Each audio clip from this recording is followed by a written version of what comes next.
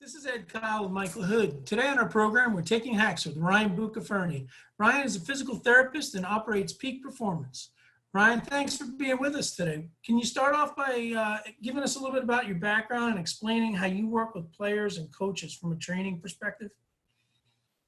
Absolutely. First off, thanks for having me, guys. I'm a big fan of NJ Baseball. I've known Coach LaHood for a while now, and you guys do awesome stuff. And thanks. I'm excited to be on the podcast.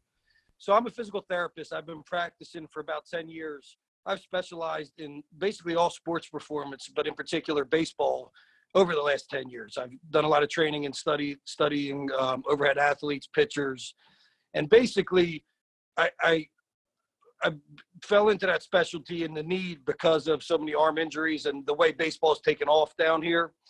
The biggest thing I do is I offer assessments. So from a therapy standpoint, is I'm looking at an individual's range of motion, strength, how they move, kind of like the mechanic, like the car mechanic. I'm looking at what's under the hood to see what's going on, to see why either a individual is getting injured or if they're not getting velocity where they need it to be, so I can individualize an arm care and body care program for them. So I work closely with a bunch of coaches. Like I said, working with pitching coaches in particular, if there's a mechanical issue going on, there might be a reason that's stopping them from getting their peak velocity, or because they're causing their arm angle to change between throws. So by doing an orthopedic exam, a movement exam, we're able to tap in and kind of see what's under the hood to see what's going on, that maybe we could fix it with exercise, fix it with movement, fix it with activation patterns, and then individualizing an arm care program that fits their needs. Everybody's arm is different. We have hypermobile athletes. We have stiff athletes. We have individuals that need a lot of stretching. We have individuals that need real minimal stretching but need a lot of strengthening. They have more stability issues. So putting individualized arm care programs is, at this point, I think is vital. Like, you can't, the cookie cutter, everybody does the same arm care program. You know, Johnny Jones might do really well with stabilization stuff, but Jim Johnson might need a lot of mobility work on his thoracic spine and rotator cuff. And without getting an assessment and be able to see, like, really look at that individual, you're really not optimizing their performance, and you're not giving them the best chance to succeed without having injuries. Yeah. Hey, Ryan, it's Mike. How are you? Good. How you doing, Coach? I'm doing well, buddy. Thanks for coming on, man. I appreciate you taking out the time. I know it's busy time and crazy time for you guys right now. I'll just jump in right into the next question. On last week or the week before, Dr. Sokolsky, and Sure. You know, we covered a lot of stuff, and it was very, very, very, very good.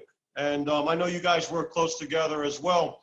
I'm gonna run one by you that we brought up with him, and see it from your perspective. You know, what your answer might be. What are some of the most common impairments that you find when we're talking about, you know, arm guys, throwers, that you come across? And then I might as well add the next question right in with it, if you don't mind. And what do you do to fix it? Gotcha. So there's a lot, from a medical standpoint, there's a ton of diagnoses that we see. Most of them at this point we're seeing are overuse injuries. So you have growth plate issues, tendonitis issues, you have labral pathology that develops. Again, a whole myriad of tendonitis, UCL injuries, flexor tendonitis, pronator tendonitis. And a lot of that, from a medical diagnosis, like that's kind of like what we see, right? We know someone has elbow pain, they have flexor pronator tendonitis. But what I see is patterns, and you see patterns of why they develop that. It's not just simply to say they threw too much. A lot of times there's weaknesses, there's mobility restrictions that lead to a reason they have UCL irritation or a UCL sprain. For example, we have a ton of literature now. We know individuals, so kind of to bring it back a little bit, medically we have these diagnoses, right? But then from a movement pattern perspective and a therapy perspective, we have triggers that we know set these people up for these diagnoses. And some of them absolutely pitch count and volume control. But we also know if somebody develops a lat contracture or loses shoulder mobility, that's a predictor of UCL injuries. We know the more you throw baseballs, the weaker your rotator cuff actually gets. External rotation strength goes down. At the weaker external rotation strength, that leads to UCL injuries. And this is pretty well validated in the literature. Looking at looking at how they move their arm, their ability to upperly rotate their scapula and posteriorly tilt their scapula. So their shoulder blade mechanics, if they're altered, we know those are predictors of shoulder and elbow injuries. So a lot of times somebody might come to me with elbow pain. He'll get a medical diagnosis of medial elbow pain or medial apophysitis. And that's like half the battle. That means, okay, so we have to get him out of the storm, bring the inflammation down.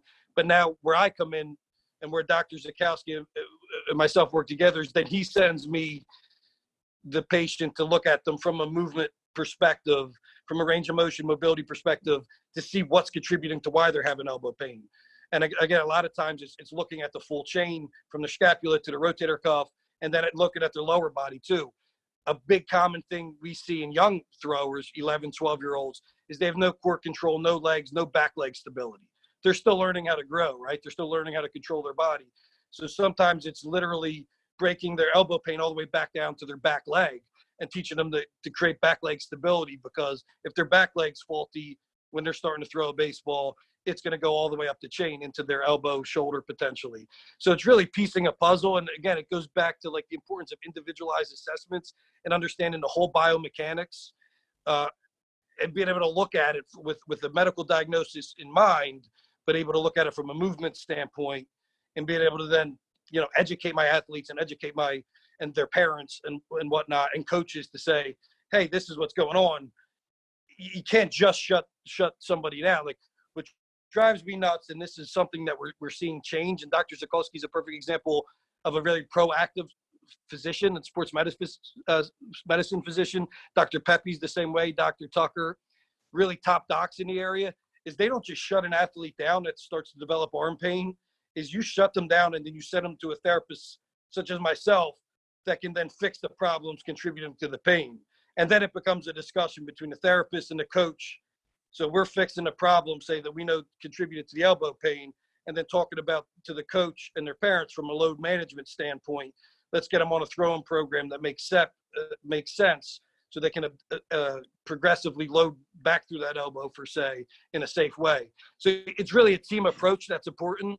And again, going back to like the injuries, overuse injuries obviously are key right now, but the overuse injuries generally stem from weakness and imbalances or mobility restrictions in the chain, not just saying this kid threw too many baseballs or he pitched too much or this, I hear that the coach abused them, or that does happen, and kids play a ton of baseball now, so it happens, but there's definitely other moving parts that contribute to it too. Does that make sense, Mike? That makes total sense, and it's funny. It's very technical, but it's very interesting, and I think it's the type of things from a different perspective, professional one, at that, to hear for the players that are out there, the parents that are listening, because they don't get spoken to, and it's no one's fault. They don't get spoken to from this perspective, and the more you understand, like anything else, the more you understand it, the more you know how to deal with it. It's a cause of, basically you're describing a cause and effect type thing. And it's huge. It's great info. Great info. Let me, I'm going to ask you a secondary question to that. Now you talked about, mobility, lack of thereof, and all that.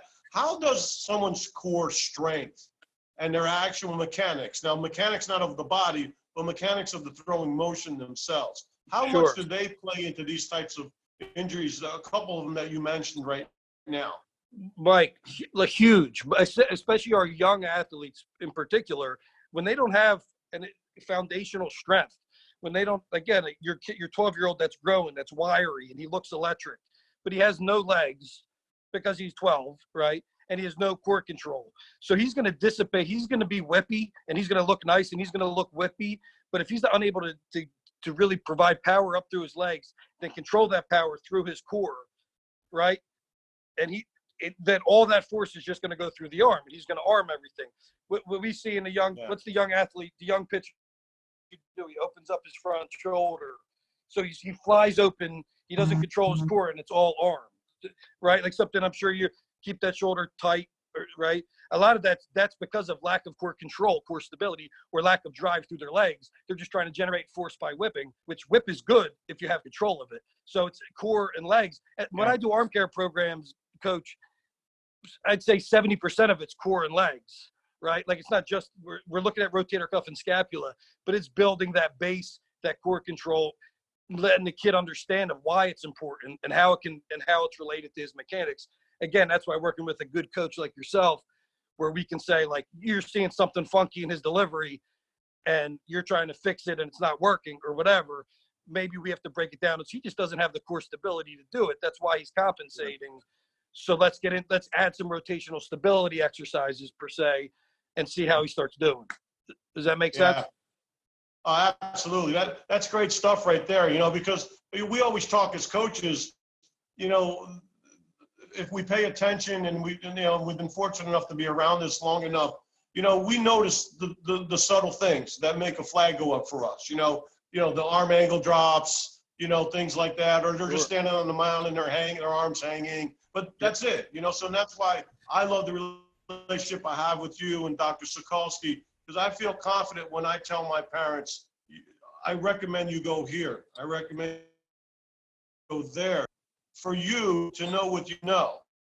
A lot of parents doesn't mean, and I'm not going to I don't mean this to be a mean way. I work in the industry, so I feel comfortable saying this. Sure. Just because someone's a doctor doesn't mean their expertise is in what your kid needs, and you guys are proven. Your reputation goes, without saying, from even before I met you, and then obviously in my own mind, since I met you, that even elevated, so this is really good information. And from your perspective, what the type of knowledge and the experience that you have, and you key in on throwers, that's huge. And I hope the people listening out there are paying attention to this and taking it for what it's worth, because it's worth a lot. It's worth a lot. So let me move on to the next thing. That's a little bit of my pet peeve. A lot of kids are not getting into the physical workout, maybe as much as say like when you played, or maybe way back when I played, and I don't mean this to single anything or anybody or any system or nothing. It's not my style. You can't have a conversation without velo, and then without velo, you can't have a conversation about weighted balls, flyouts, all those types of things. And under the guidance, I believe there's space for that here. But without the guidance, I think some of these injuries are from these self-training people that just grab, maybe a dad like my son, we all want our son to be great, right? So I go buy some balls and some weighted balls, and I say, here, let's play catch. So, I mean, am I off on that? I mean, are they safe? They not safe, or am I way off here? So such a hot button topic, Coach, and I think you nailed it, what you said. It is absolutely a tool that can really help certain individuals. But when we start obsessing over velo, and if you're throwing a weighted ball or a plyo ball without getting an orthopedic assessment, you're asking for trouble, right? So do I use weighted balls? 100%. Is there a time and place for them? 100%. A lot of times, just to get into the velo discussion in particular, we know with body weight and with age, you gain, by the time you're 12 to 18, you gain 2 miles to 4 miles an hour a year just by getting older and bigger, right? So just think about this. If you're throwing 80 at 12, which is awesome, you're going to be at a good spot by 18, just with natural history, right? So all that's being said, you have to prioritize. You have to have amount of force and volume in the tank. You have to have strong legs, strong core, strong scapula, pretty much nail all those check marks, have proper mobility, be old enough, and then adding that in an arsenal makes sense to me logically. With that said too, there's like some of the plyo balls I think get a bad rap because you're talking about like it's not really a weighted ball. It's maybe an ounce or two heavier than a normal baseball, and doing reverse throws with them or working on mechanics with them at suboptimal velocities, I think have a place. Because it for example, if you have a hypermobile athlete, somebody who has a ton of layback, adding a little bit of external force on that in a controlled environment, programmed correctly to help them control that layback, will create stability in layback, which is a goal. So if you're using it with guidance to achieve a goal, it makes sense. If you have somebody who can't get layback, a good way to gain layback is adding a little bit of a weighted, a plyo ball, a little bit heavier of a ball as a drill to help them start achieving layback, it's better than, say, stretching your anterior capsule. Like, so there's definitely a place for it, but I think, like you said, it could be like the Wild Wild West. It has to be done in a certain population, and it has to be done under guidance of somebody that understands all the concepts. It should be not the priority of your throwing. Your priority should be building your legs, your core, building the foundational around it, working on mechanics, and then it should be it can be used as a small component of your throwing program. Does that make sense? Yeah, it makes total sense. And again, it's good info. And, look, I'm not saying I'm an expert or anything, but I've been around this for a long time. And I see people skipping that step right now to get to the glory, if you will. Oh, I'm going to pick up plyos. I'm going to throw weighted. I'm going to do run-ups or whatever else they do. And they think that's automatic. Now I'm going to throw 90. Yeah, you might be throwing 90, but your body's not going to be. It's like driving a car 150 miles an hour, but it has tires that are rated to go 60. Something's going. Right. The tires are going to fall off somewhere along the line, Sure. And it's just a pet peeve of mine. People would seek out. There's no reason to not do things in any sport properly across the board anymore, because there are so many people that can help you do them right, and in my mind, more importantly, safely. And then you get the results you're looking for in a more natural progression. Because you're actually making me looking like a genius, so I'll send you a check after the show for it. Because I always say, I'm uncomfortable when people say, so-and-so came to me as a 160-pound sophomore in September, and when he left me through the winter, he was 78 pounds or whatever, 190 pounds in March, and his velo went up 6 miles an hour. Yeah, I think Mother Nature probably did most of that work, and I think people are forgetting that. They're getting impatient. I'm 5'9", 140, and I'm going to throw 90 because I'm using plyo balls and weighted balls. I think it's dangerous for the kids who really have a shot to be a prospect, and they could be ruining their equipment before they even get to use it. Coach, I think I think generally speaking, just like everything, is it gets too much credit for these crazy velocity gains, and it probably gets too much blame for some injuries, and somewhere in between where it has a place for certain kids if it's programmed correctly, absolutely. But like you said, also, if I put 20 pounds on a kid and he grows 2 inches, his velo's and I tweaked his mechanics a little bit, and I got his rotator cuff stronger, and he's moving better, his velo is going to go up, and I'm going to feel comfortable that he's going to go up, and he's going to maintain safety as his velo goes up. Because when those big velo jumps, you better make sure they have enough strength and stability to support those velo jumps, right? I agree. You see it. So, and I agree with you on that point. That's a good point. It's like a lot of other people that are so-called experts in the field. They probably get too much credit for when they win and too much credit for when they lose. And I agree with you 100%. So all right. So now we understand. You've given us the body mechanical side of it. You've talked about the actual activity, of the movements with the arm and everything. What and how strong it is to be strong, especially through your core and in your base and in your trunk area. What do you recommend? How does somebody, what do you recommend for off season and then to maintain? Well, I'm going to throw a word out there I use. Maybe you won't believe in, maybe your opinion's different. And then how to maintain throughout the season. And the word maintain might be something that you think something different. But what do you recommend? Because I'm a big thing, like here's another thing I get a little concerned about when I hear people shutting down for 2 months. Unless you're injured, I was always told something that's called active rest. Keep the arm active, even if it's just playing catch, 15, 20 feet, keep the arm active. So when it comes back in January and you're starting to hit it hard, you're not revving the engine up from 0 RPMs, and I could be wrong, but just give us an idea. What's Ryan Buccafurni recommend off season and then in season?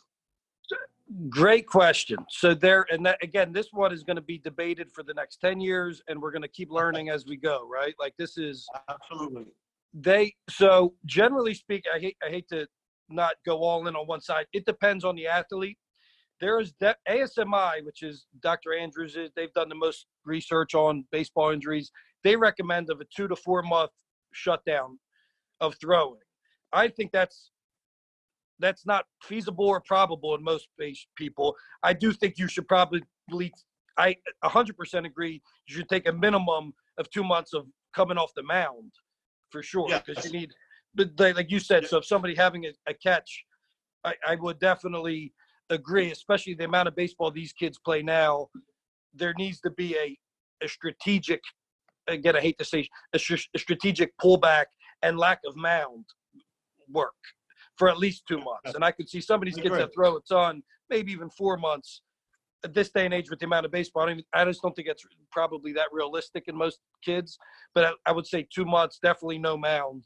And then some kids, I think, again, it depends some of it on their mileage and how they feel. Some kids like to stay active, right? And you will see these major leaguers. There's guys that swear they never, I think it's Kershaw. I don't think he takes a week off.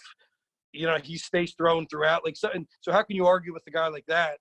So I think you have to be able to assess your athlete and look at him again from the ground up and see if he's built to be able to withstand some throwing. Like having a catch for a couple months, not full effort, I don't think is a detriment to blowing somebody's elbow out. But if the guy continues to go max effort and doesn't get any shutdown, then I think he's a ticking time bomb, right? So I generally would say most athletes 2 months, no mound. Some need 4 months rest, depending on if it was the most they've ever thrown, right? I think you have to be able to understand the athlete, talk to the coach, and everything else. And I would definitely say during that time when the season's over, the priority needs to be building strength, and you need to be on a sport-specific, baseball-specific periodization program to build strength in your legs, core, and upper body.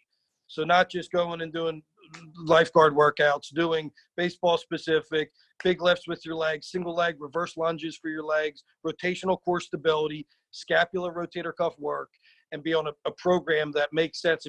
Like when I say periodize, goes up to get you in peak shape for the beginning of season, and then does a good job maintaining during the season.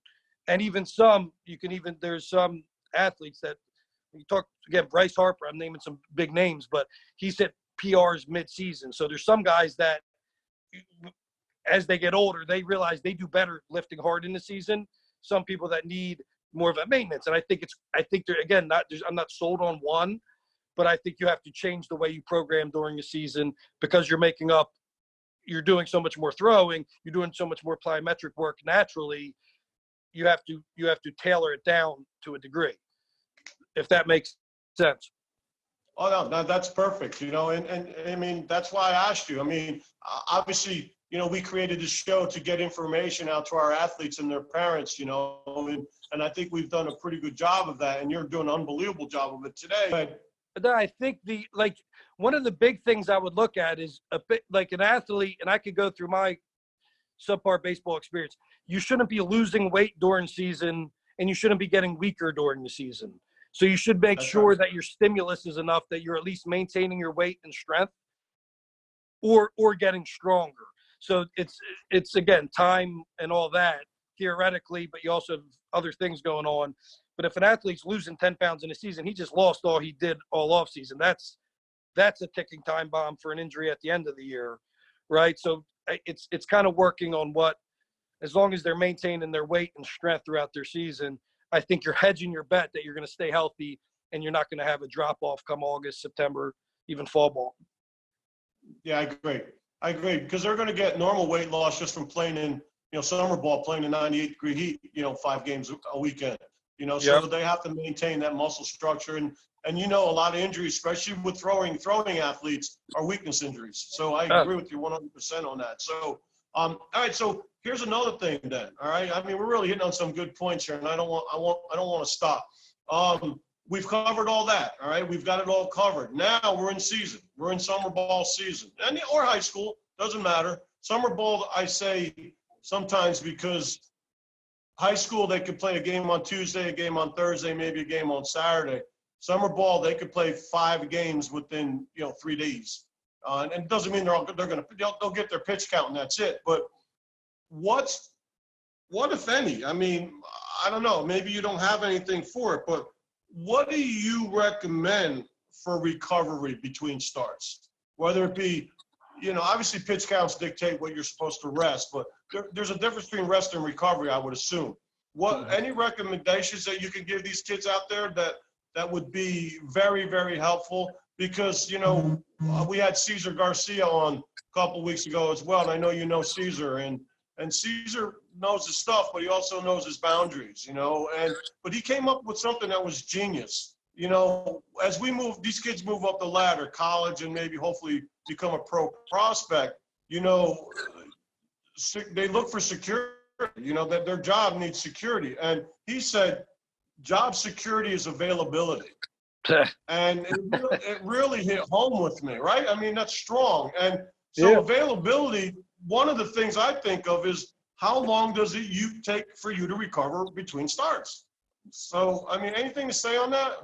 Yeah, I think that's really another hot button.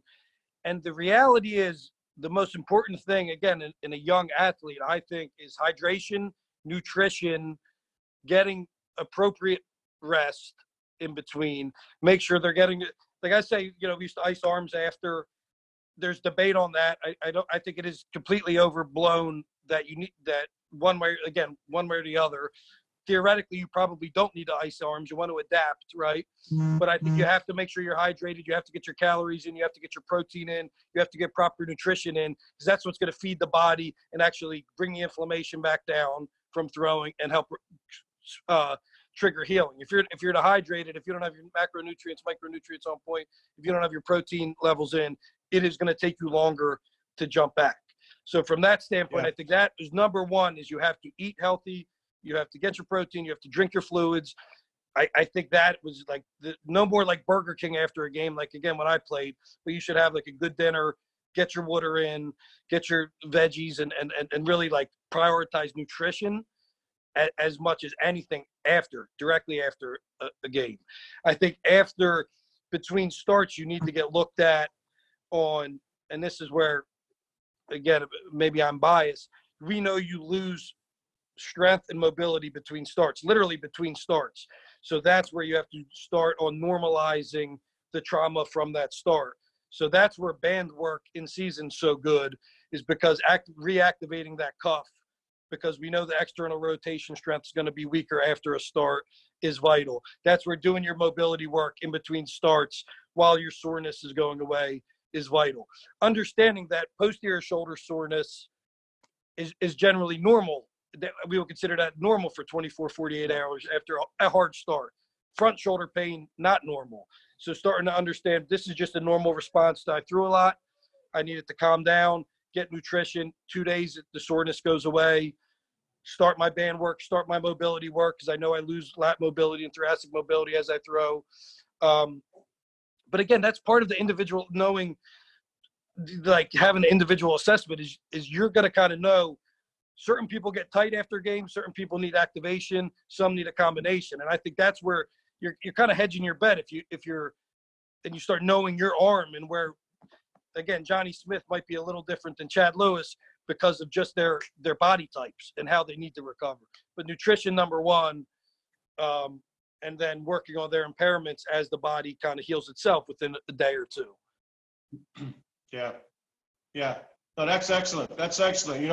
We try to teach our athletes the importance of body awareness just for stuff like that, and in simple things and kind of along the lines of what we're talking about, your arm athletes, which in our sport, it's everybody, but primarily your pitchers, they learn to know the difference between sore and pain. And I think that's so important. The mind has to guide the body what to do in certain situations. And if you can't recognize that, you're already on the wrong track. And that can hurt you. That can get you out of the lineup for a while, and as you move up this ladder, again, I'm going to use Caesar's quote, now you're not available. So your job security is not so good. Right. So That's great stuff. That's great stuff. It's funny. I'm looking at the clock. I can't believe we're at almost 35 minutes already. It seems like we just jumped on. Unbelievable content, Ryan. It was, Ed and I were looking forward for you coming on board. Ed has not had the opportunity to meet you in person yet, and a lot of people I know are watching because you're going to be on. You didn't disappoint at all, my friend. It was awesome. It was awesome. Thanks for having me. It's a blast. I could talk baseball all day. Yeah. Well, we've done that a couple times on the phone. So I'm going to give you one opportunity before we close off too. Maybe I've done this with previous guests and, they kind of liked it. Maybe it's something that you wanted to say, you didn't say, or, I know you've got your new peak performance program going on. And I believe it's a separate business entity as well. Maybe you want to talk about that or anything that you want to talk about. So but I'm sure you have people very interested in what Ryan Buccafurni does. So anything that maybe you can help them understand that better or how to get a hold of you, whatever you want, dude, you say it. It's all yours. No, I appreciate it, guys. So I have Peak Performance Sports PT. That's my arm care body assessment company. It's me and my John Husta, another physical therapist I work with. It's peak_sports performance _PT Instagram or Buccafurni or at Buccafurni Ryan Instagram. Check me out, follow me. I try to put content up there as well when I can. Again, my biggest thing is trying to get everybody assessed because I think everybody should get assessed. And what I'm giving you is knowledge then to take with it and be a coach from a body standpoint while you're playing. I'm always available. So after your assessments, I'll set you up with the program. I'm available for messaging, for questions. Again, sometimes just to add that confidence, like to help with a young athlete discerning pain from injuries. I love baseball. I love this stuff. I'm passionate about this stuff. I live, eat, and breathe this stuff. And you could, like I say, you can catch me on Instagram, both of those sites. I'm at Integrity Physical Therapy and Wellness. If you are injured, I have a site in Northfield where we actually treat injuries. My goal with Peak Performance is to keep people out of the Integrity office, right? And be more injury prevention, proactive, performance-based, and work with your coaches and work with your teams and your strength and conditioning guys. That's where Peak Performance comes in. But we also are Integrity Physical Therapy and Wellness in Northfield if you do have injuries, and if it is something that we have to address more on a consistent manner. So we're trying to have the whole continuum so we can keep our athletes safe and healthy and have resources and knowledge. I think knowledge is power, and the more knowledge you have about yourself and what you're doing and your why, like, why am I doing these exercises? Why do I have to keep this? Then there's more buy-in, and then we're going to keep people healthier and we're going to have them perform better. And South Jersey baseball right now is unfreaking believable. There's so much talent right now, and it's awesome to be part of it. Yeah, that's for sure. And I would like to just add to the end of that, all the things that you just mentioned that you do that's on your agenda, you definitely do it, and you do it well. And I've seen it firsthand. You've worked with some of my athletes. I shouldn't say my athletes, guys that play for NJB, and other people I refer to that don't play for NJB. My wife. My wife came to you with her MS, and you know what you're doing, and you do it well. And I'm glad hopefully some more people got to know who Ryan Buccafurni are tonight, and that would be the benefit for everybody involved. So that's always our goal. So again, I'm going to thank you for coming on board. I'm also going to thank you because I'm going to have a little bit longer. At this point of the show, I usually hand it off to Ed, and it's usually short and brief. But we're going to be changing up format a little bit moving forward. So there's a couple things I'm going to say. So the close is going to be a little bit long. So I'm going to thank you for sitting and bearing with me for what should be more than a minute or two extra. So thank you again for being on board, and I know I'll see you around, or I'll be talking to you somewhere. Absolutely. Thank you, guys. All right. All right, people, like I had mentioned, you heard me say there's going to be some changes moving forward with the programming as we're getting into summer and stuff, and our schedules are changing a little bit. I just want to say I want to thank everybody up to this point. We've had an unbelievable following, an unbelievable viewership, and on a weekly basis, steady. people from other states, you know, a lot of scouts, a lot of head coaches from all divisions of college. And we just want to let you know we appreciate that, and we're going to use that as an indication that there is an audience for this. And you know, we're going to continue to have good guests on the program. We've got a bunch of other people that I know you love to hear from. We're just going to change up our programming a little bit. So thanks again for everybody for helping us understand that this is something that you want, at least for now anyways.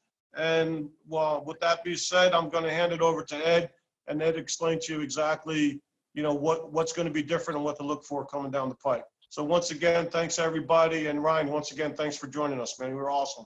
Thank you. Ryan, we appreciate you taking your time today to talk about the different training opportunities and ways to remain, as Cesar Garcia put it, available, both during the season as well as the off season. Over the past 7 weeks, we've brought you information from multiple college coaches, Division I, Division II coaches, a pro pitching scout, sports medicine doctor, physical therapist, and some collegiate players.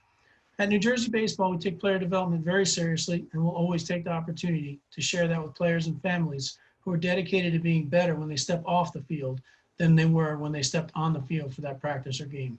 If you enjoyed this content, please like, comment, and subscribe so you'll be alerted as we continue to post videos. Until then, for Mike LaHood, I'm Ed Kyle, and we're taking hacks with New Jersey Baseball.